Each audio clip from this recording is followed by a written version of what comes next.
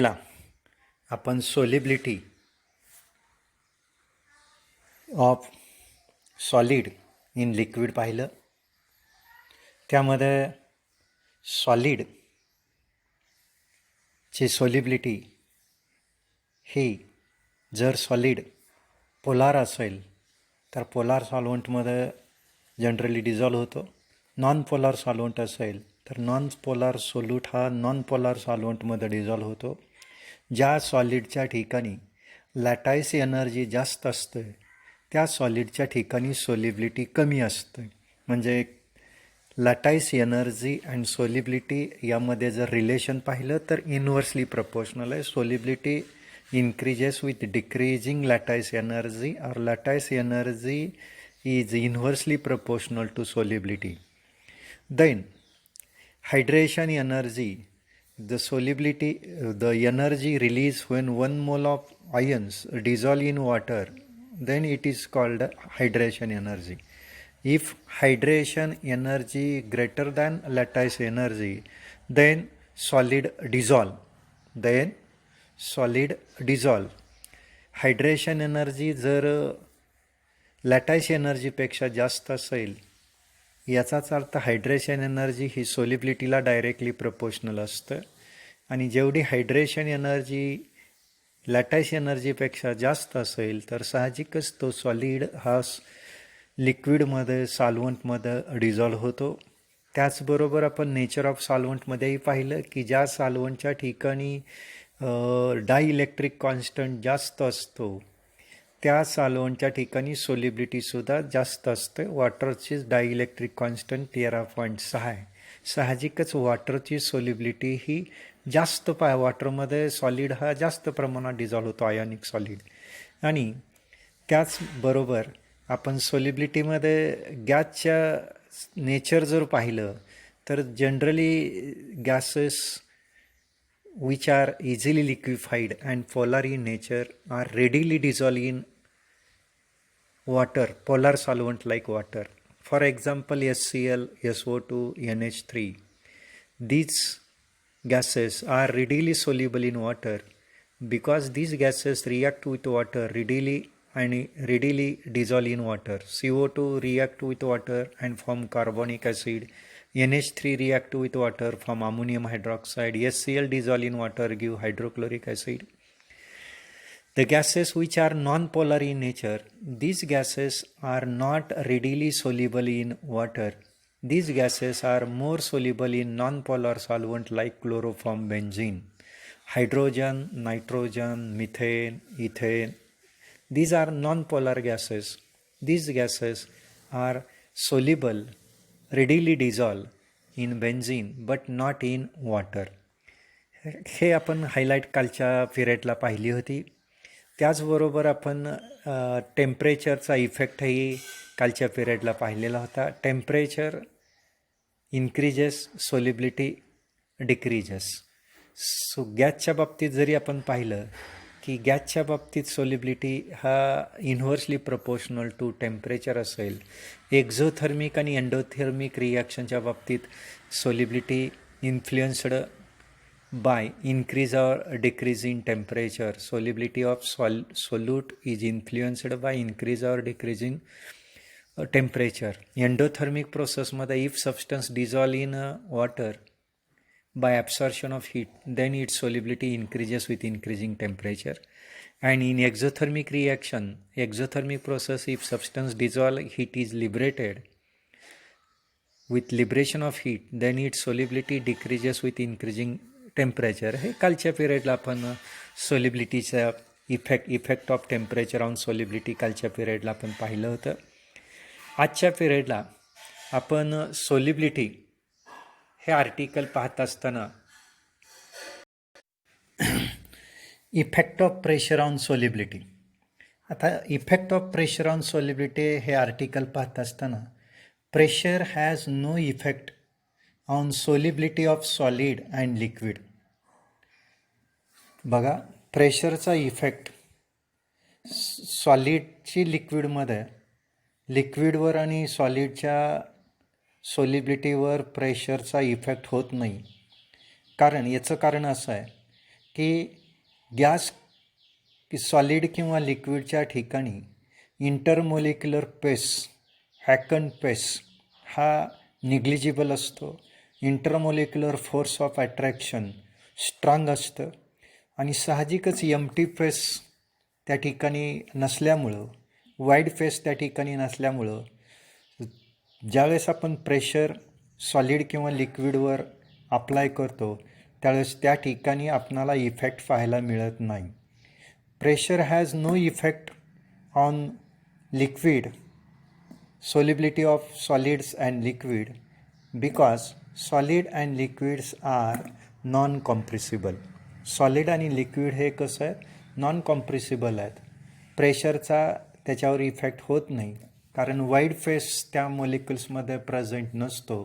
Intermolecular force of attraction strong असतं आणि साहजिकच सॉलिड किंवा लिक्विड हे नॉन कॉम्प्रेसिबल आहे आणि त्यामुळं प्रेशरचा इफेक्ट आपणाला सॉलिडच्या किंवा लिक्विडच्या सॉलिबिलिटीवर पाहायला मिळत नाही. पण जर solubility of gas in liquid always increases with increasing external pressure irrespective of nature of gases. मात्र गॅसच्या ठिकाणी जर आपण बघितलं, pressure is greatly affected by solubility of gas in liquid because gases are highly compressible because in gaseous molecules intermolecular force of attraction negligible, intermolecular distance large, therefore wide phase empty phase present between gaseous molecules, therefore gaseous molecules are highly compressible and therefore solubility of gases increases with increasing pressure. तर आपणाला माहिती आहे की गॅसच्या बाबतीत जर आपण पाहिलं तर गॅस हा लिक्विडमध्ये हायली डिझॉल्व्ह होतो. सोलिबिलिटी गॅसची greatly affected by pressure applying pressure when it dissolve in liquid. कारण गॅस हा कॉम्प्रेसिबल आहे. गॅसवर जर आपण प्रेशर अप्लाय केलं तर साहजिकच त्याचं व्हॉल्यूम कमी होऊ शकतं आणि त्यामुळं त्याची सोलिबिलिटी काय होऊ शकते, वाढू शकते. आणि हेच quantitative relationship solubility in liquid and pressure is given bye Henrys. The relations between solubility of gas in liquid and external pressure is given by Henry. It is called Henry's law. त्यालाच आपण काय म्हणतो तर Henry's law म्हणतो आणि हा law आपण या ठिकाणी एक्सप्लेन. आपण गॅसच्या ठिकाणी प्रेशर जर आपण अप्लाय केला तर गॅसची सोलिबिलिटी लिक्विडमध्ये वाढते. याचं कारण आपण बघितलं की due to compressible natures of gas. आणि हेच जे रिलेशन आहे, relation between solubility of gases in liquid and pressure is given by Henry and that relation is called Henry's law. आता questions will be asked. State Henry's law. How does solubility of gases in water vary with temperature? How does solubility of gases vary with pressure? आता या ठिकाणी जर आपण हा Henry's law पाहायचा ठरवला तर Henry's law state that solubility of gas in liquid, गॅसची सोलिबिलिटी लिक्विडमध्ये in liquid is directly proportional to the pressure of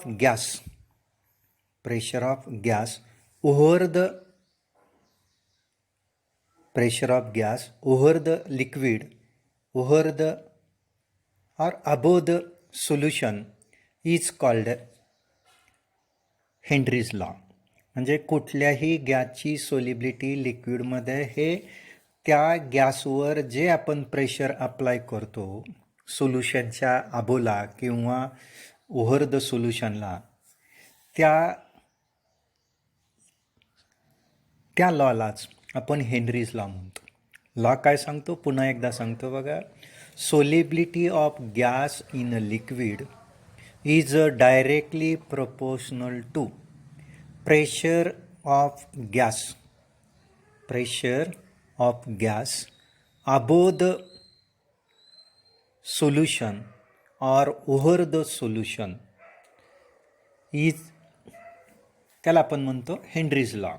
आता मॅथमॅटिकली लॉ स्टेट दॅट, जर आपण मॅथमॅटिकली लॉ स्टेट करायचा ठरवला, if the yes is a solubility of gas in मोल पर decimetre cube. Yes he काय सोलिबिलिटी कुणाची, गॅसची. कशामध्ये एक्सप्रेस करतो, मोल पर डी एम क्यूबमध्ये. आणि at a pressure P bar, आणि प्रेशर आपण कशात एक्सप्रेस करतो, पी बारमध्ये एक्सप्रेस करतो. त्यावेळेस according to Henry's law at constant टेम्परेचरला, according to Henry's law S proportional to P, S proportional to काय येईल, P. And therefore S equal to K into P, S equal to K into P. आता हे लक्षात ठेवताना आपल्याला अतिशय सोप्या पद्धतीने लक्षात येईल. सरळ कापा, S equal to K P. आपण लक्षात कसं ठेवलं, टॅक्टिस काय, सरळ कापा, S equal to K P. Here या ठिकाणी के एच आपण नोटेशन वापरतो किंवा के वापरलं तरी चालतं. यस काय, सोलिबिलिटी मोल पर डी एम क्यूबमध्ये. पी काय, प्रेशर कशामध्ये, बारमध्ये. आणि के एच काय, कॉन्स्टंट आहे. आणि ह्या कॉन्स्टंटला आपण हेनरीज लॉ कॉन्स्टंट म्हणतो. के एचला proportionality constant call Henry's law constant. आणि म्हणून आपणाला इक्वेशन काय येतं, S equal to K H into P. आता आपणाला हेनरीज लॉ कॉन्स्टंटची डेफिनेशन करायची आहे. Where K is called Henry's law constant if pressure equal to 1 bar.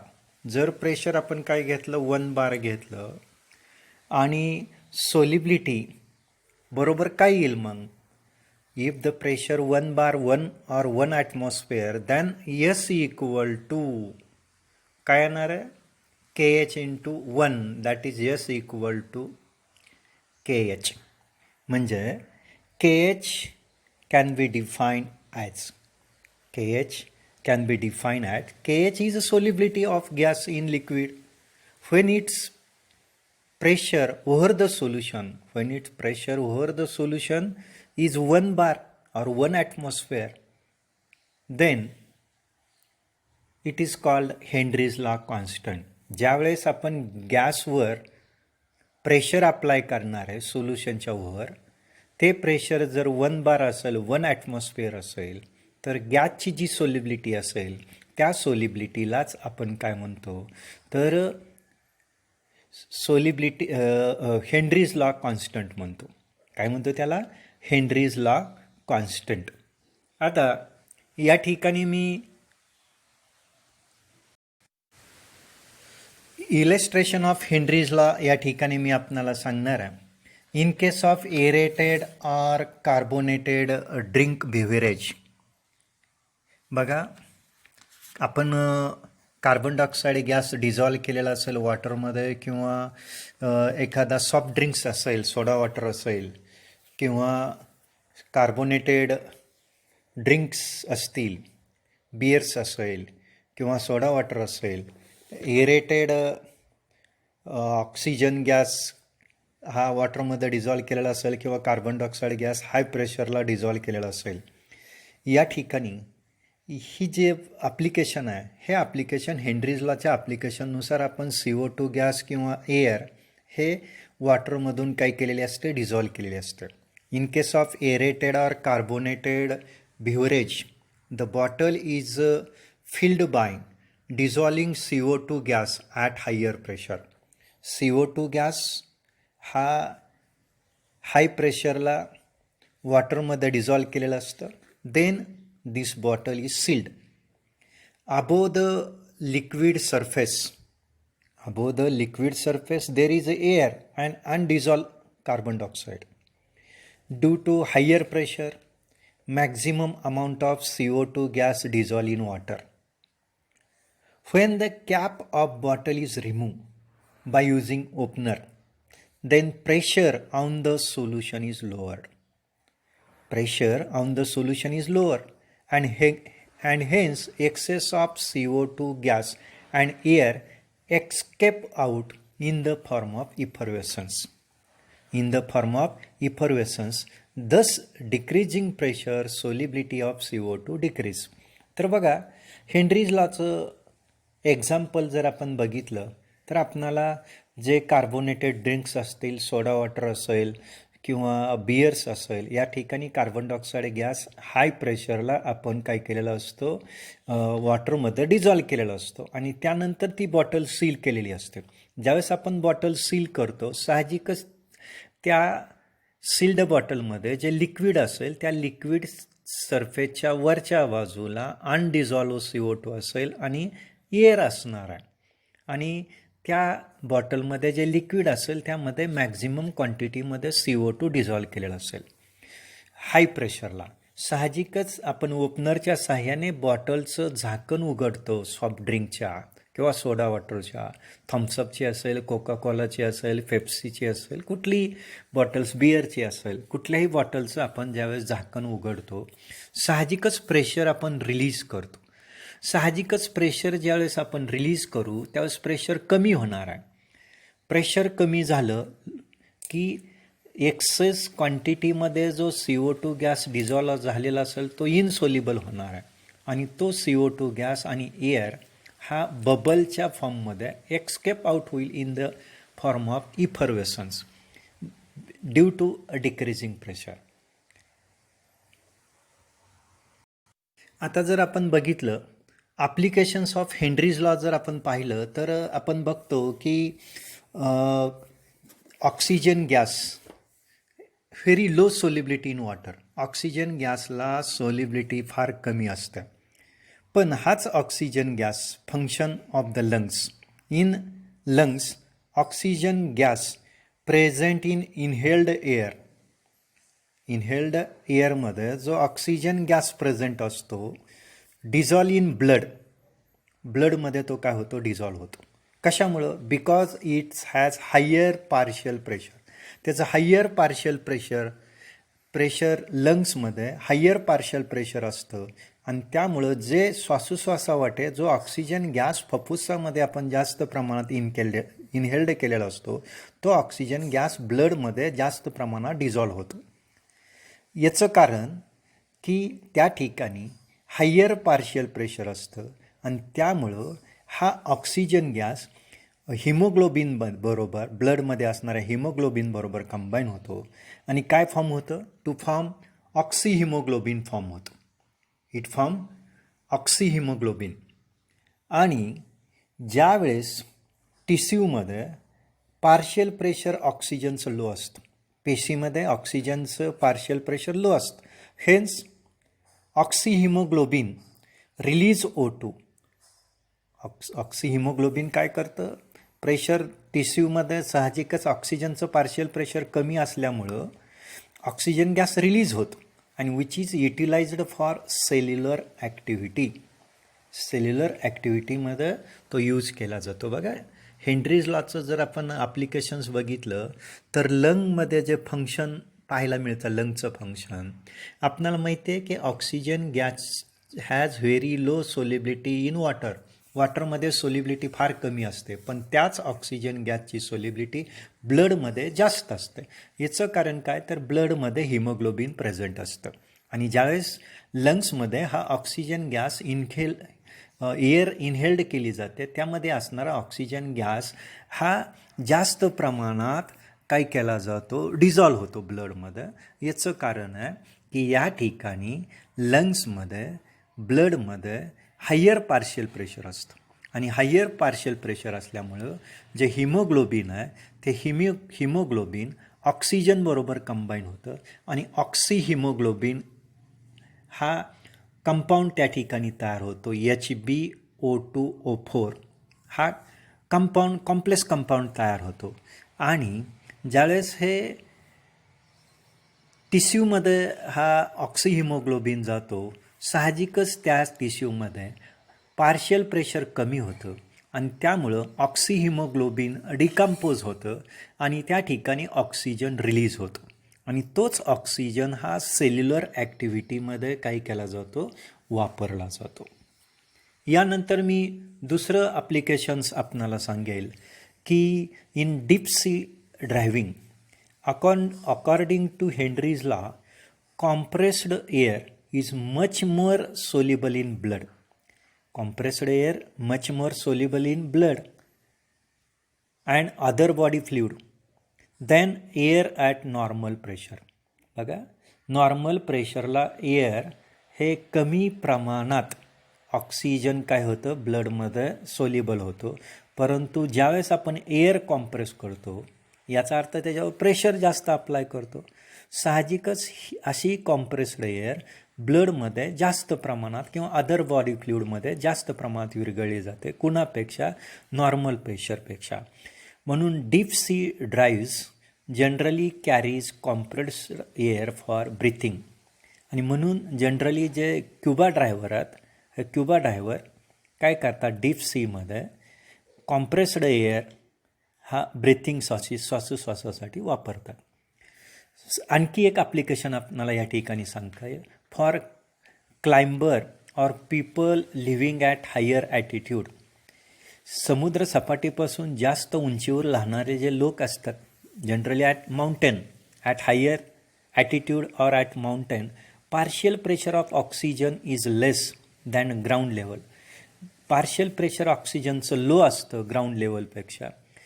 As result low concentration of oxygen in blood, low concentration of oxygen ब्लडमध्ये येईल आणि साहजिकच tissue of blood living higher attitude or climb, hence they feel weak.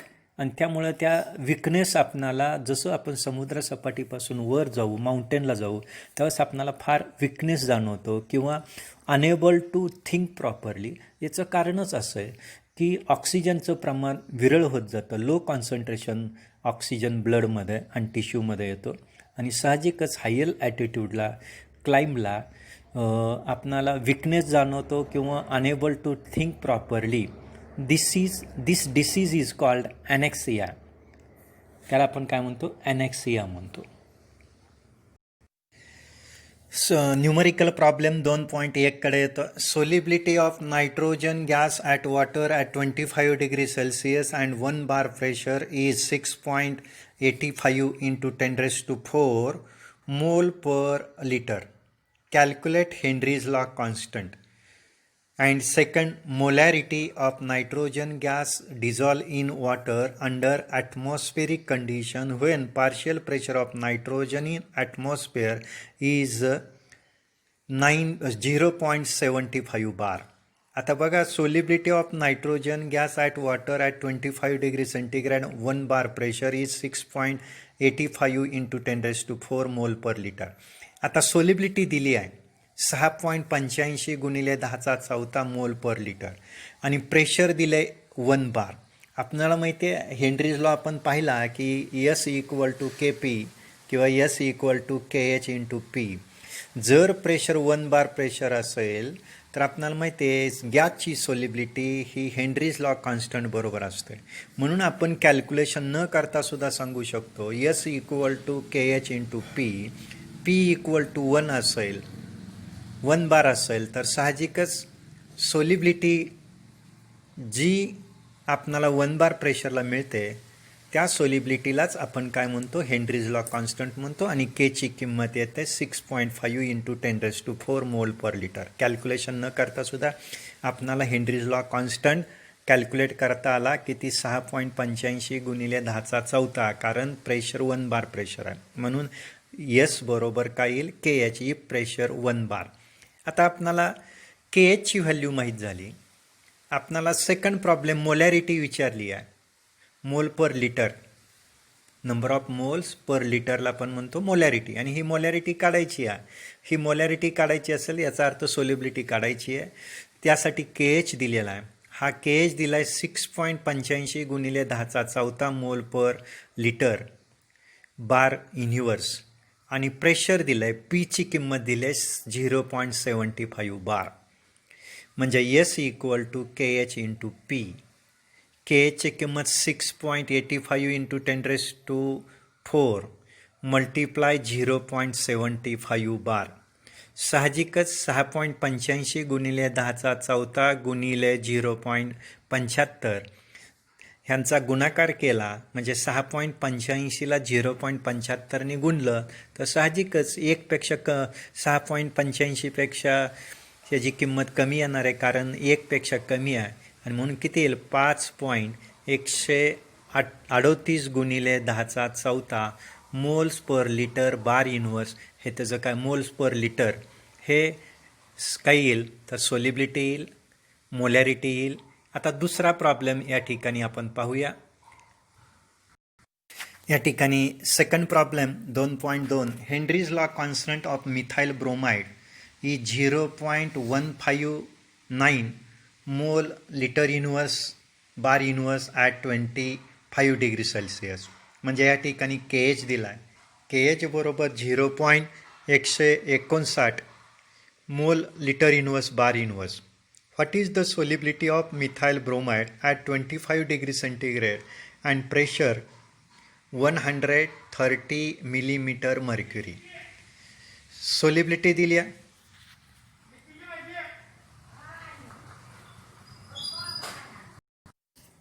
साहजिकच KH दिलेला आहे 0.159 मोल litre inverse बार inverse. Pressure दिलेला आहे 130 मिलीमीटर. आपणाला माहिती आहे 1 बार इक्वल टू 760 मिलीमीटर. आता आपणाला KH दिलेला आहे, हेनरीज लॉ कॉन्स्टंट बारमध्ये दिलेला आहे, त्यामुळं एक्सप्रेस करताना बारमध्ये आहे. साहजिकच आपणाला प्रेशरसुद्धा बारमध्ये कन्व्हर्ट करावं लागेल मिलीमीटरचं. आणि हे कन्व्हर्जन करताना आपणाला माहिती आहे 1 बार इक्वल टू 760 मिलीमीटर. देअरफॉर बघा 760 मिलीमीटर बरोबर 1 बार, म्हणून 130 मिलीमीटर बरोबर हाऊ मेनी बार तर 130 भागिले 760 मिलीमीटर. आणि ती किंमत किती येतं 1.130 गुणिले बघा 0.171 गुणिले 1. किती आलं ॲटमॉस्फिअरमध्ये? बघा ॲटमॉस्फिअरमध्ये 130 भागिले 760 0.171 ॲटमॉस्फिअर आलं. आणि 0.171 ॲटमॉस्फिअरला त्याचं जर कन्व्हर्जन ॲटमॉस्फिअरचं जर कन्व्हर्जन बारमध्ये करायचं असेल तर 1.013ने आपण काय करणार मल्टिप्लाय करणार. आणि साहजिकच बारमध्ये प्रेशर किती आलं 0.173 बार आलं. तर बघा 130 मिलीमीटरचं आपण पहिल्यांदा ॲटमॉस्फिअरमध्ये कन्व्हर्जन करतोय, 130ला 760ने भागतोय आणि मग त्याचं प्रेशरमध्ये आलं, ॲटमॉस्फिअरमध्ये आलं प्रेशर 0.171. आणि 1 ॲटमॉस्फिअर इक्वल टू 1.013 बार. आणि म्हणून 0.171 ॲटमॉस्फिअर गुणिले 1.013 बार डिवायडेड बाय ॲटमॉस्फिअर. आणि मग किती येईल 0.173 बार आलं.